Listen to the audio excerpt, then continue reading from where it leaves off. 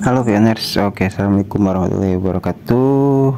Seperti biasa ya, balik lagi sama Mang Adun dan tugas-tugas Mang Adun ya, yang PR kemarin-kemarin aja belum sempat diselesaikan, dan ini sudah ada lagi banyak pioner yang berkomentar, bertanya ya. Jadi ya, ke yang dulu-dulu aduh nggak sempet ya Mang Adun bahas lagi gitu, masih banyak PR yang harus Mang Adun selesaikan, pertanyaan-pertanyaan pioner yang harus Mang Adun angkat dan jawab ya. Dan kali ini, di video kali ini ya, beberapa pioner juga melaporkan kepada Mang Adun, yaitu ada pembahasan tentang ya, maksudnya tentang pertentangan ya, itu pertentangan antara Dorisin dan Nawawi, Dimas Nawawi ya. Jadi ada sedikit miscommunication. Kalau menurut Mang Adun sih bukan miscommunication ya. Karena apa? Karena begini ya. Ini dasar-dasarnya dulu Mang Adun kasih tahu kepada pioners. Yang pertama, Dorisin sudah jelas ya, Global GCP atau ketua GCP secara global. Oke, yang kalau Pak Dimas itu memang tidak berafiliasi dengan duta GCP gitu loh. Jadi ketika misalkan beliau menginformasikan informasi ya yang tidak sesuai dengan yang Dorisin sampaikan, ya karena memang beliau berpendapat sendiri. Sementara Dorisin, Miss Lomari, terus Bu Noni Paja itu memang duta-duta GCP yang sudah bersertifikat gitu loh. Oke, di video kali ini mungkin agak sedikit panjang, tapi tidak masalah ya, karena ini yang harus dijelaskan kepada pioners ya, ada apa sebenarnya, kan seperti itu. Nah, bagi yang belum tahu, mari kita simak sama-sama ya. Jadi kita masuk di sini dulu deh ya.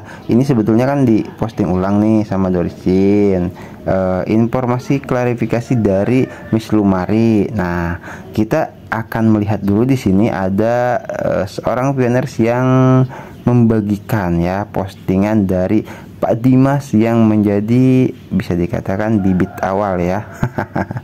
Bibit awal dari pertentangan ini. Nah, di sini ya. Oke, nah, ini dia artikel dari Pak Dimas yang menyebabkan terjadinya permasalahan ya, yaitu yang mengatakan bahwasanya di sini sangat penting. Pak Dimas mengatakan ya, saya tidak bermaksud menimbulkan kebingungan atau perpecahan di kalangan pioner, khususnya komunitas GCP. Saya harus menyampaikan fakta-fakta ini.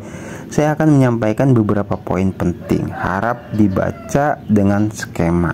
Oke, dengan seksama maksudnya skema.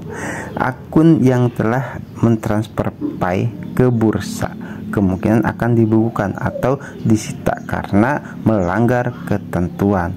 Ini karena Dr. Nicholas telah menyatakan bahwa ia akan menjunjung tinggi dedikasi dan kontribusi para pioner sejati. Saya percaya bahwa meskipun Pi yang dibeli dari bursa telah ditransfer ke dompet pribadi dan dikunci di rantai, Pi masih dapat disita. Ini karena Pi blockchain dirancang untuk mematuhi peraturan global. Saya mengajukan saran ini karena saya peduli dengan kesejahteraan komunitas GCP yang telah mengabdikan diri mereka pada GCP selama bertahun-tahun. Namun sangat disayangkan bahwa banyak pioner telah melupakan pengumuman yang dibuat oleh core team sebelumnya. Core team telah menyatakan bahwa mereka tidak dapat mencegah pencatatan tersebut ya, tetapi mereka tidak terlibat di dalamnya. Selain itu, tampaknya banyak pioner yang telah salah menilai fakta bahwa ketentuan eksplisit dalam ketentuan migrasi atau daftar periksa mainnet nomor 6 lebih utama atau diutamakan daripada keputusan core team karena telah melalui proses tanda tangan digital, kecuali core team mengubah ketentuan migrasi mainnet saat ini. Kemungkinan mereka menyetujui pencatatan bursa adalah 0%.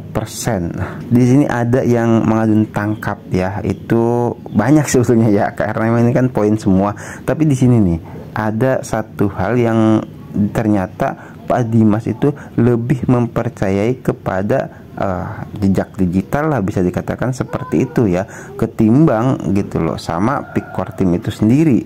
Bukan berarti ya Pak Dimas nggak percaya sama Core Team, bukan, tapi ini dibangun oleh Peak Core Team ya. Nah di sini ya bisa dilihat, yaitu selain itu tampaknya banyak pioner telah salah menilai fakta bahwa ketentuan eksplisit dalam ketentuan migrasi ya, daftar periksa nomor mainnet ini nomor 6 ya maksudnya, lebih diutamakan daripada keputusan Core Team gitu. Karena kan itu mungkin maksudnya Pak Dimas itu sudah resmi lah gitu kan, itu daftar periksa nomor 6 itu mainnet ya, lebih diutamakan daripada keputusan Core Team karena telah melalui proses tanda tangan digital. Nah ini jadi tanda tangan digital ini ya yang menurut Pak Dimas itu lebih diutamakan daripada keputusan Core Team, kecuali Core Team mengubah ketentuan migrasi mainnet saat ini. Kemungkinan mereka menyetujui pencatatan bursa adalah 0%. Nah, jadi karena Core Team di sini ada clue-nya ya. Memang waktu kemarin-kemarin ya, mungkin Peak Core Team juga karena kan gini, kalau memang di sini pencatatannya secara digital ya, tanda tangan digital, bagaimana Peak Core Team merubahnya? Itu loh. Atau kalau misalkan menurut pengaduan tidak merubahnya ya, Peak Core Team mungkin ketika mengumumkan integrasi dengan beberapa bursa exchange gitu ya, harusnya mengumumkan soal ini juga, bahwasanya gitu loh, yang soal terkait tanda tangan digital di sini untuk tidak memperjualbelikan PAI dan sebagainya, daftar periksa mainnet nomor 6 harusnya ya diklarifikasi sama Peak Core Team. Cuman kan Peak Core Team mengklarifikasinya dengan bahasa yang berbeda gitu loh. Nanti di postingan Miss Lumari kita akan lihat ya. Kita lanjutkan dulu istilah daftar periksa mainnet nomor 6 di sini ya, poin A. Nah, di sini isi-isinya penggunaan token, penerima memperoleh token untuk tujuan eksklusif, menggunakan token untuk akun penerima sendiri, bukan sebagai nominal atau agen, dan bukan dengan maksud untuk dijual kembali, spekulasi atau investasi ya. Dan penerima tidak memiliki nilai saat ini untuk menjual, memberikan partisipasi atau apapun, atau mendistribusikannya dengan cara lain, dan tidak bertindak sebagai penjamin maksudnya emisi, dealer atau orang lain yang berpartisipasi dalam distribusi token. Penerima tidak memiliki harapan keuntungan dari perolehan token. Penerima memahami bahwa likuiditas apapun untuk token atau kemampuan untuk menjual kembali token mungkin terbatas, dan bahwa ia tidak boleh memperoleh token dengan harapan untuk dijual kembali dengan keuntungan. Penerima memahami bahwa token dirancang semata-mata untuk penggunaan yang dimaksudkan di jaringan PAI. Token tidak mewakili hak atas aliran pendapatan, distribusi, pembagian keuntungan, atau bentuk imbalan atau bunga uang lainnya. Nah, baca artikel menarik lainnya di sini katanya ya. Kita di sini aja dulu lah ya. Terus GCP lebih dekat dari yang Anda duga. Oke. Nah, jadi udah ya. Nih, ini kan yang dari Pak Dimas sudah ya. Nah, kita akan masuk di klarifikasinya dari Miss Lumari. Oke. Di sini Miss Lumari. Oke, di sini ya. Kita terjemahkan sama-sama. Pengumuman penting sama ya. Sama Pak Dimas tadi mengatakan sangat penting, Miss Lumari juga sama mengumumkan pengumuman penting gitu ya. Kami telah memperhatikan penyebaran informasi yang salah yang mengklaim bahwa para pelopor tidak dapat membeli PAI atau mentransfer PAI ke dompet karena daftar periksa mainnet dalam perjanjian. Ini salah. Daftar periksa mainnet ditetapkan pada mainnet tertutup, tetapi sekarang kita berada di jaringan terbuka. Para pioner bebas terlibat dalam transaksi di luar ekosistem PAI, termasuk menghubungkan dengan bisnis terverifikasi KYB dan mengakses bursa. Tim inti PAI telah resmi mengumumkan bahwa konektivitas eksternal telah diaktifkan yang memungkinkan para pelopor untuk menggunakan PAI mereka dengan lebih bebas. Membeli dan mentransfer PAI ke dompet Anda tidak dilarang, tetapi maksudnya tetap terinformasi dan verifikasi informasi dari sumber resmi. Jangan biarkan berita palsu menyesatkan Anda. Jaringan terbuka Pi telah hadir. Bagikan ini untuk menyebarkan kesadaran. Lumari Direktur Eksklusif GCP Global Core Team ya. Oke, jadi kita bisa lihat di sini nih ya. Ini kan ada riminapi.com nih, juga mungkin pioner untuk lebih jelasnya ya. Ini yang dikatakan oleh Pi-Core Team seperti itu. Nah, pelopor jaringan terbuka telah diluncurkan. Ini berarti konektivitas eksternal jaringan Pi kini tersedia untuk komunitas Pi di seluruh dunia.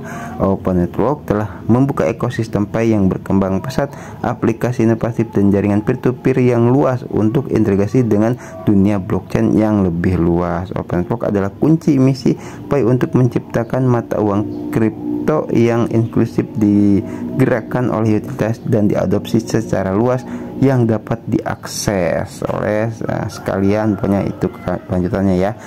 Nah, terus di sini juga ada satu lagi, kita screenshot lagi ya. Di sini kita baca karena kan harus jelas gitu loh, segala sesuatu itu harus jelas gitu kan. Nah, dengan mengaktifkan konektivitas eksternal, pioner dapat memanfaatkan ekosistem dan aplikasi yang didukung utilitas Pi untuk berinteraksi dengan jaringan dan sistem lain yang sesuai. Para pioner juga dapat melakukan transaksi di luar ekosistem Pi sehingga memperluas utilitas dan jangkauan Pi yang sudah ada. Ini kan jelas gitu loh. Cuman mungkin karena sayangnya gitu Pi-Core Team ketika membahas soal ini tidak membahas soal perjanjian yang di daftar periksa nomor 6 gitu kan. Ini juga jadi core team gitu. Nah, selain itu daftar bisnis yang terverifikasi KYB tersedia untuk dilihat dan diakses oleh pioner di halaman web berikut yang membantu pioner mengidentifikasi bisnis-bisnis yang telah menyelesaikan proses peninjauan KYB Open Network ya. Terus di sini ada lagi juga langsung dari situs resminya Pi-Core Team ya, dari X ini Twitter seperti itu. Kita terjemahkan lagi. Nah, transisi ke Open Network akan memungkinkan konektivitas eksternal pada blockchain mainnet yang memungkinkan Pi untuk berinteraksi dengan jaringan dan sistem lain yang sesuai. Ini berarti pioner akan dapat terlibat dalam transaksi di luar ekosistem Pi, memperluas utilitas dan jangkauan Pi. Nah, di sini ada clue yang mengadun temukan, yaitu ada yang dikatakan sama Pi-Core Team, yaitu di situ untuk kan pertama eksternal ya, jelas eksternal itu di luar aplikasi ya. Terus untuk berinteraksi dengan jaringan dan sistem lainnya yang sesuai. Yang ini berarti akan dapat terlibat dalam transaksi. Oke, jadi ada istilah berinteraksi juga sekaligus transaksi di luar ekosistem Pi. Kita tahu transaksi itu kan ya secara umum ya gitu loh, terjadi antara jual dan beli itu. Nah, kalau untuk lebih jelasnya barangkali ya pioner meragukan, mengadun di sini ada kamus ya.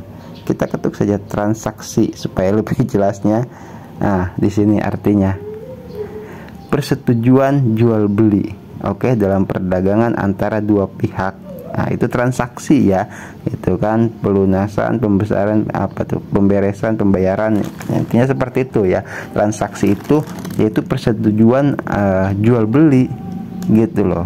Jadi bisa tuh disetujui jual belinya itu gitu loh, antara bursa exchange yang sudah lulus KYB dan juga pioner gitu kan, dan bisa bertransaksi di sana. Itu maksudnya ya.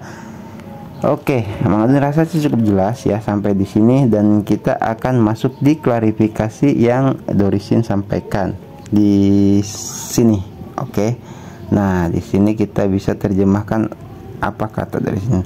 Perhatian untuk semua pelopor. Kami ingin menginformasikan bahwa jaringan Pi kini telah dibuka. Oleh karena itu, perjanjian mainnet terlampir sebelumnya tidak lagi berlaku untuk situasi saat ini diperbolehkan. Nah, di sini ya, gitu, perjanjian mainan terlampir sebelumnya tidak lagi berlaku untuk situasi saat ini.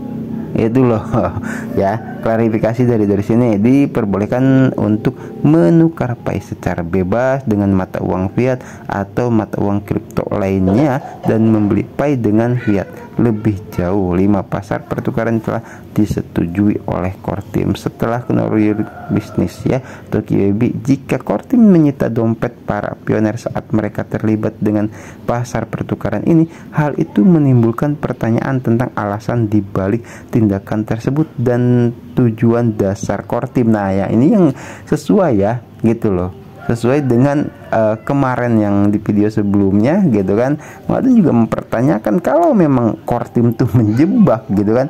Itu kayaknya waduh, kredibilitasnya nama baik Kortim gimana, gitu kan. Itu sementara kan terjadi pioner itu bukan 1-2 orang, gitu kan. Banyak pioner yang sudah terlibat di exchange dan melakukan transaksi itu, gitu. Jadi Mangalun rasa ini bukan hanya reputasi Kortim saja, Penetrok juga berbahaya kalau misalkan sampai, gitu loh, kasus ini benar-benar terjadi antara disitanya dompet pioners gitu hanya karena gara-gara turut serta itu berkecimpung atau bertransaksi di bursa yang sudah terintegrasi dengan Penetrok, gitu kan.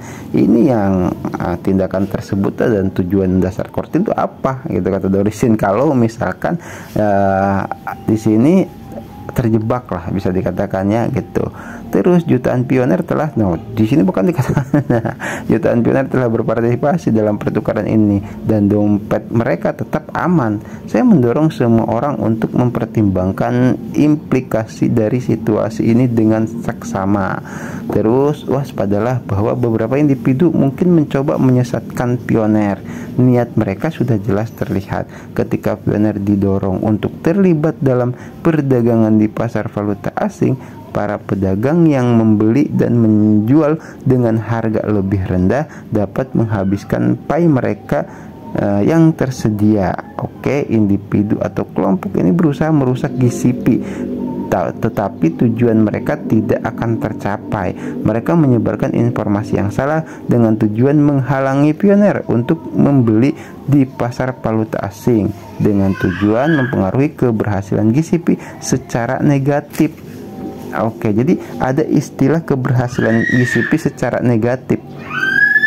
Artinya begini ya, kita tahu kan tujuan dari pioners itu bergerak untuk membeli pai yang ada di bursa sehingga pasokan di bursa tuh habis, yang akhirnya nanti ada pioner yang berkomentar itu terseret juga tuh bursa itu ke harga GCP, gitu loh ya.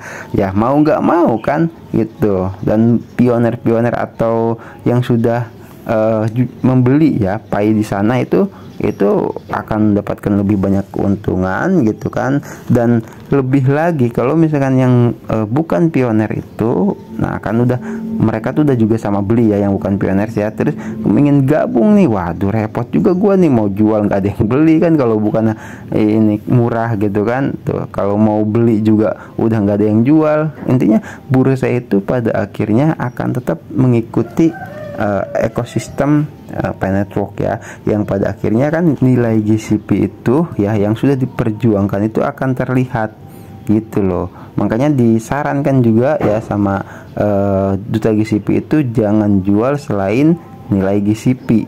Nah itu ya, kalau mau jual katanya dengan harga GCP, cuman kan orang juga mikir waduh ini mahal banget, tapi kan lama kelamaan, gitu loh. Sekarang masih murah, nanti kan semakin sulit, semakin susahnya itu semakin tinggi. Wah, itu bisa lah tercapai, gitu kan, cuman kan prosesnya panjang, gitu loh. Oke, kita lanjutkan ya di sini ya. Komisi Sekuritas, nah, di sini ya yang kemarin kita bahas soal SEC itu, Komisi Sekuritas dan Bursa SEC menetapkan bahwa harga mata uang kripto harus berasal dari pasar bursa dan bukan dari internal Kortim. Nah ini kalau soal bursa nih ya, karena hal ini dapat menyebabkan menimbulkan komplikasi hukum. Oleh karena itu, sangat penting bagi pioner untuk mengambil peran aktif dalam menjaga jaringan PAI dan GCP. Kortim hanya dapat menjalankan GCP setelah harga stabil di pasar bursa. Maksudnya ya, kalau nanti pada akhirnya gitu loh, naik terus itu PAI sampai 100, 200 dolar dan seterusnya lah ya, itu baru Big Kortim itu bisa menetapkan GCP gitu. Jika tidak, ekosistem tidak dapat berfungsi secara efektif gitu. Saya telah membagikan video dari seorang analisis Tiongkok yang menunjukkan bahwa sekitar 90% penjual PAI dilakukan oleh dealer. Nah, bukan oleh pioner nih. Ada nih yang bertanya di kolom komentar ya, "Mang, itu masa sih dari pioner gitu kan, dari wah pokoknya banyak lah ya. Itu kok sebanyak itu gini-gini sampai ada rinciannya gitu kan ya." Nah, ini dikatakan oleh Dorisin ya. Di sini analisis Tiongkok, seorang analisis Tiongkok yang menunjukkan bahwa sekitar 90% gitu loh penjualan PAI dilakukan oleh dealer, bukan oleh pioner yang menjual PAI 0,1, 0,2, 0,3 dan seterusnya, karena persediaan mereka terbatas, karena jumlah pembeli meningkat, harga terus meningkat, dan setelah harga rendah PAI yang tersedia habis. Nah, jadi kan habis nih yang harga rendah tuh karena dibeli terus ya gitu. Kita dapat mengantisipasi keberhasilan yang signifikan di bursa terkait GCP. Saya mendesak semua pelopor untuk menjual pada, tuh kan bener kan ya, pada harga GCP dan membeli sesuai keinginan. Pastikan Anda mentransfer PAI Anda ke dompet Anda masing-masing dan hanya menyimpan 1-3 PAI di pasar bursa untuk mencegah manipulasi pasar. Jadi nyimpen di sana itu nggak usah banyak-banyak gitu loh, kalau kata Dorisin ya. Ini untuk jangan sampai terpengaruh lah, intinya untuk istilah kata mencegah manipulasi pasar gitu. Nah, jika semua manipulasi pasar itu gimana maksudnya untuk pasokannya gitu loh, stok di bursanya itu kan kalau misalkan pioner juga nyimpennya banyak-banyak itu tercatat gitu loh. Wah, ini pasarnya lagi rame nih masih. Nah, tapi dengan pioners itu menyimpan hanya 1-3 PAI ya, masing-masing pioner kompak lah seperti itu kan orang, waduh ini langka banget PAI ini gitu kan, otomatis harganya akan tinggi. Itu maksudnya ya. Nah, jika semua pelopor bersatu, kita dapat mencapai tujuan kita dengan cepat. Sangat aman untuk mentransfer PAI Anda kembali ke dompet Anda. Nah, ini beberapa pioner seperti yang mau dijelaskan ya, itu udah berhasil ya gitu loh, seperti yang telah dilakukan banyak orang sebelumnya. Tim pelopor Amerika saya memperoleh lebih dari 10.000 PAI dengan harga masing-masing 0,8 dolar yang menghasilkan keuntungan besar. Oleh karena itu, jika Anda memiliki sarana, saya mendorong Anda untuk melakukan pembelian demi keuntungan Anda dan demi kemajuan jaringan PAI. Harap abaikan rumor dan informasi yang menyesatkan. Dompet PAI terdesentralisasi. Nah, dan Kortim tidak mungkin menyita PAI karena aktivitas perdagangan Anda. Selain itu, tindakan pemerintah tidak mungkin menargetkan dompet Anda. Selamat menambang dan selamat membeli. Dan kita hampir sampai pada penerapan GCP Dorisin. Nah ya, nah di sini ya Mang Adun juga sudah menyimpan, yaitu salah satu pioner yang bertanya ya, yaitu kan katanya ini perjanjian itu tidak diumumkan ketika itu open mainnet ya, misalkan seperti itu. Mana tadi itu? Nah di sini ya, nih kita terjemahkan. Nah, kan perjanjian tersebut tidak menyatakan bahwa hal itu hanya berlaku untuk mainnet tertutup. Nah, ini juga sama ya, kita harus tahu gitu loh bahwasanya itu mungkin saja menurut Pak Dimas itu berlaku untuk selamanya gitu loh, mungkin maksudnya ya gitu ya, sama dengan yang dipertanyakan oleh David Sinya ini ya gitu loh. Jadi ya harus dibahas lagi, dijawab lagi oleh Dorisin nih ya. Di sini jawabannya, kita akan baca sama-sama jawaban dari Dorisin. Jika Anda mematuhi perjanjian migrasi yang berlaku untuk jaringan terbuka, itu berarti Anda tidak akan pernah diizinkan untuk menukar fee ke fiat. Nah, dan inilah yang ditunggu-tunggu oleh mayoritas pioner.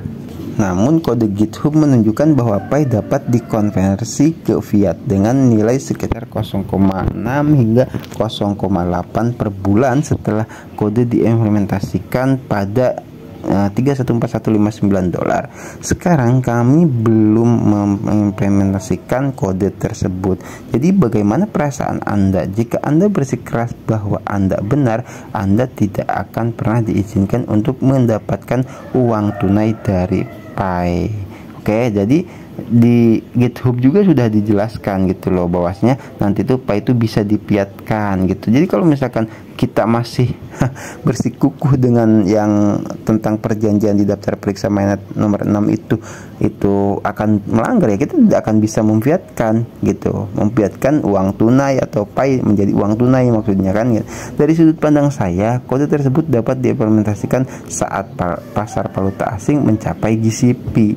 Oke, nah pasar valuta asing dan ekosistem harus menggunakan jumlah yang sama untuk melindungi pedagang. Oke, penting bagi semua pioner untuk mempertimbangkan dengan saksama apa yang diharapkan oleh pioner. Harapan utamanya adalah kemampuan untuk menukar Pi dengan fiat, terutama selama tahap awal ketika ekosistem belum sepenuhnya berkembang setelah open network. Inilah sebabnya mengapa pembatasan tertentu pada pertukaran fiat diizinkan ketika stablecoin ditetapkan pada 314159. Beberapa orang mungkin kesulitan menerima sudut pandang ini. Penting untuk mengadopsi pendekatan yang berwawasan ke depan saat mengevaluasi jaringan Pi. Perjanjian migrasi yang ditetapkan 3 tahun lalu memperkenalkan nih Dorisin tuh, kalau misalkan bahas itu ya sangat mendetail loh. Bahkan perjanjian yang dibuat di daftar periksa nomor 6 itu ya Dorisin juga tahu. Nah ini makanya mencurigakan Mang Adun tuh, setiap artikel dari Dorisin ya itu ya maaf ya, kayaknya masa sih sekelas Dorisin bisa sampai luas banget gitu pengetahuannya tentang Pi gitu kan. Entahlah ya, makanya kecurigaan Mang Adun tentang Dorisin itu soal tanda kutip ya ada komunikasi dengan core team ya maybe gitu kan. Oke, jadi di sini perjanjian migrasi yang ditetapkan 3 tahun lalu memperkenalkan ketentuan-ketentuan utama. Secara khusus, Buttigieg menyatakan bahwa Pi tidak diklasifikasikan sebagai sekuritas dan tidak terdaftar sebagai sekuritas. Namun, masih ada ketidakpastian tentang klasifikasinya di masa mendatang. Dengan Pi yang sekarang terdaftar di bursa saham dan di bawah pengawasan SEC, sekuritas ya, ekonomi apalah pokoknya kayak gitu tuh, kemarin lanskapnya telah berubah secara signifikan. Oleh karena itu orang tidak boleh merujuk pada perjanjian 3 tahun lalu untuk memberlakukan pembatasan pada perkembangan saat ini. Tujuan dari perjanjian migrasi adalah untuk melindungi jaringan Pi selama periode mainnet tertutup, khususnya untuk melarang konversi mata uang fiat. Hal ini menyebabkan munculnya transaksi pasar gelap. Namun dengan persetujuan Pi saat ini di pasar bursa yang divalidasi oleh core team untuk 5 bursa, telah terjadi perubahan kebijakan. Jika Anda kebingungan mengenai masalah ini, penting untuk mendekati maksudnya ya situasi tersebut dengan kerendahan hati. Sikap seperti itu menumbuhkan pemahaman dan membantu dalam menangani masalah secara efektif. Oke ya. Oke, kita kasih love juga ya. Terus, nah, Mang Adun ya. Jadi gini, Mang Adun juga disclaimer ya, karena kan Mang Adun di sini hanya menyampaikan informasi ya yang barangkali ada pioner yang belum tahu soal permasalahan ini. Nah, jadi jalan satu-satunya gimana Mang gitu kan, gue udah terlanjur ya. Nah, bagi yang sudah terlanjur, yang tadi sama Dorisin katakan jangan banyak-banyak tuh ya gitu. Kalau misalkan nyimpen di sana di bursa untuk menghilangkan manipulasi pasar, sehingga kan kalau misalkan stokan di bursa habis tuh gitu, nanti tuh harga akan cepat meningkat gitu kan. Itu kalau kata Dorisin ya. Itu. Jadi ke Mang Adun pribadi ya. Di sini kan Mang Adun mah jujur aja emang karena kan orang awam seperti itu. Mang Adun cuman pahamnya tuh dunia penetwork karena kan memang bukan dari orang trading dan yang tahu kripto lah, yang dulu-dulu nggak bisa bursa kan kayak gitu. Jadi ya Mang Adun tahunya penetwork saja, sehingga apa yang core team sampaikan gitu kan, kalau misalkan belum secara pasti apa namanya ya, ketentuan-ketentuannya, pengumuman-pengumumannya, Mang Adun tidak pernah berspekulasi gitu loh. Contoh juga tentang bursa exchange yang sudah terintegrasi terhubung dengan Picore Team dengan adanya QAB gitu kan itu. Nah terus kalau misalkan Picore Team mengumumkan seperti itu kan harusnya nih Mang Adun juga misalkan punya OKX atau yang lainnya, Bitget dan sebagainya gitu kan, tapi tidak gitu. Mang Adun juga di situ kan karena apa? Karena nggak paham gitu. Tapi bagi pioner yang paham gitu ya silakan saja ya, itu kata Picore Team tadi. Poinnya kita bisa lihat, bisa baca tadi itu, jadi bisa memungkinkan pioner itu untuk bertransaksi jual beli di sana gitu. Itu kata Picore Team ya. Nah ini yang sangat disayangkan kalau misalkan terjadinya salah paham seperti ini ya gitu loh. Jadi sekali lagi buat pioner ya, yang pertama disclaimer, Mang Adun soal bursa ya memang tidak tahu menau ya, dan ini Mang Adun hanya menyampaikan klarifikasi dari Miss Lumari dan dari Dorisin yang mengangkat juga, apalagi Miss Lumari ya, mengangkat beberapa poin-poin penting dari core team seperti itu. Dan ada pioner yang menambahkan informasi juga ya, kita bisa lihat sama-sama di sini ya. Nih ada atas nama Pak Rahid ya. Kalau saya sih simple aja Mang Adun, saya juga mempunyai Bitcoin yang ada di P-Browser. Oke. Nah, dan saya juga membeli Bitcoin yang ada di bursa OKX, tapi perlu digarisbawahi untuk mencegah terjadinya pelanggaran dari core team, saya tidak mencampur Bitcoin yang saya beli di bursa OKX ke Bitcoin yang ada di wallet P-Browser. Katanya Pak Rahid nih ya gitu. Saya hold aja Bitcoin yang di bursa OKX sampai nanti ada pengumuman resmi masalah nilai dari core team. Nah, dan Bitcoin yang ada di P-Browser juga masih tetap aman tanpa melakukan transaksi keluar atau masuk Bitcoin dari bursa. Semoga tanggapan ini bermanfaat untuk semua. Terima kasih. Nah, jadi di sini nih kalau menurut Pak Rahid ya, ini kan untuk Pak Rahid nih, sama seperti kemarin kita lihat tuh ada salah seorang pioner yang berkomentar di sini. Mang Adun coba ambilkan di Mang Adun ya, di mana Mang Adun, di sini kita bisa lihat ya, ada salah seorang pioner tuh yang membeli sampai 5.000 ya. Mana nih, nah sini ya. Nih katanya kan kata Pak Kurnia BTH ya, saya membeli 5.000 Pi di OKX, rencananya mau saya pindahkan ke wallet. Ini kan kasus kemarin ya, mungkin karena ada masalah ya seperti itu. Belum, Mang Adun juga sekarang tidak tahu menau ya bisa atau enggaknya, tapi beberapa pioner bisa, kata Dorisin kan seperti itu juga ya. Bahkan jutaan pioner yang udah bertransaksi atau terhubung dengan bursa. Oke. Nah, dan yang komentar juga di Mang Adun udah ada yang bisa gitu kan masukin Pi ini ke wallet. Nah, tapi kata Pak Rahid di sini, beliau ini tidak mencampurkan antara bursa yang dibeli di OKX ya tetap di walletnya OKX seperti itu, dan tidak dibawa ke sana ke wallet Pi ya sebelum ada pengumuman dari Picore Team soal nilainya, katanya seperti itu ya. Nah, terus di sini kalau yang Mang Adun tanggapi ya, ini juga tanda kutip ya, kalau misalkan kita balik ke tadi pembahasan Dorisin yang menyarankan untuk menyimpan 1-3 Pi di bursa ya, untuk menghilangkan manipulasi pasar dengan adanya misalkan kita simpan sampai ribuan gitu di bursa atau di exchange mana saja lah ya, itu otomatis kan stok bursa seolah-olah tuh makin banyak gitu. Nah, itu yang Dorisin sampaikan tadi, simpan saja 1 sampai 3 gitu kan. Itu untuk istilahnya meminimalisir manipulasi bursa yang nantinya terbacanya itu stok bursa itu semakin sedikit. Kalau misalkan kita simpan gitu kan di bursa banyak-banyak, wah ini masih banyak nih gitu kan, nanti harganya sulit untuk naik karena apa? Terbacanya stok bursanya banyak gitu. Tapi kalau dengan kita beli pie misalkan di bursa yang ngeborong dan sebagainya, sehingga stok di bursa habis gitu kan karena kita transfer ke wallet pie gitu. Nah, itu semakin habis semakin mahal nantinya. Seperti itu ya. Oke, terima kasih buat semua pioners yang nyimak-nyimak ya, yang sudah banyak menambahkan informasi dan juga yang sudah bertanya ya. Harap bersabar, Mang Adun punya kesibukan, Mang Adun punya aktivitas juga, jadi satu persatu saja ya.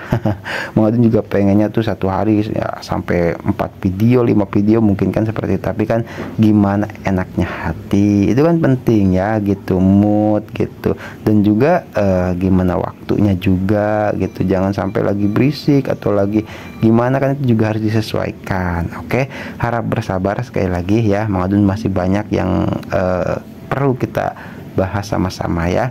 Oke, siap ya.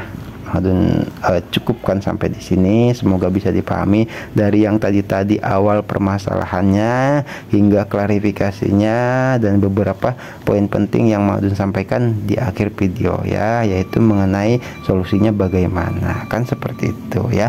Oke, terima kasih ya. Seperti biasa kita saling mendoakan, doakan Pikor Tim juga ya supaya sehat selalu, lancar rezeki, berkah, selamat dalam setiap urusannya, juga pioner semua dimanapun berada. Oke, seperti biasa ya, Mang Adun pamit undur diri dulu, nanti kita gaskan lagi di informasi penpok yang berikutnya.